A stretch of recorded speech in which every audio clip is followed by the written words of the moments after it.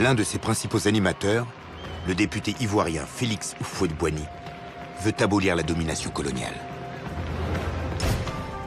Une revendication inacceptable en ces temps de guerre froide. Paris décide de briser ses rebelles, un peu trop proche de Moscou à son goût. En Côte d'Ivoire, l'armée riposte brutalement.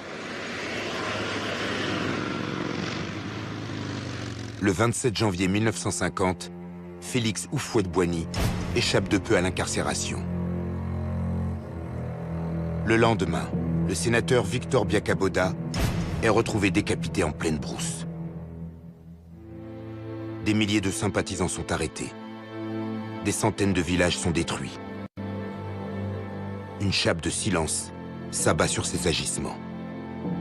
Silence du côté des bourreaux, mais aussi du côté des victimes. Il y a un vrai tabou en fait sur ces questions-là.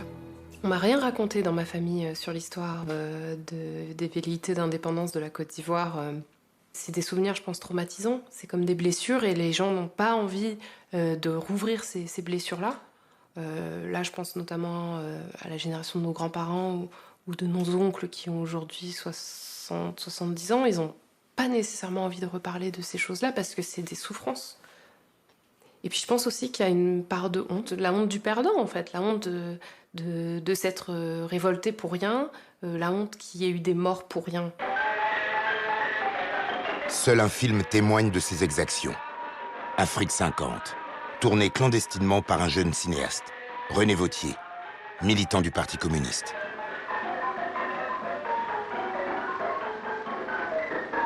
Ici, le chef de village, Sikali Ouattara, a été enfumé et abattu d'une balle dans la nuque, d'une balle française.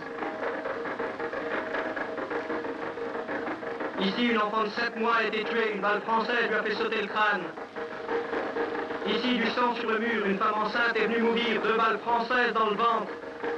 Sous cette terre d'Afrique, 4 cadavres, 3 hommes, une femme, assassinés en notre nom à nous, gens de France.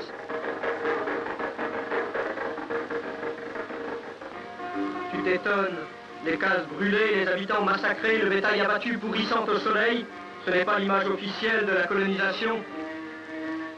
Amis, la colonisation, ici comme partout, c'est le règne des vautours.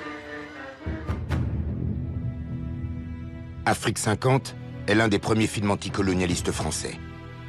Il sera interdit durant près de 40 ans. Son auteur sera arrêté, mais le film circule clandestinement et indigne les militants de gauche.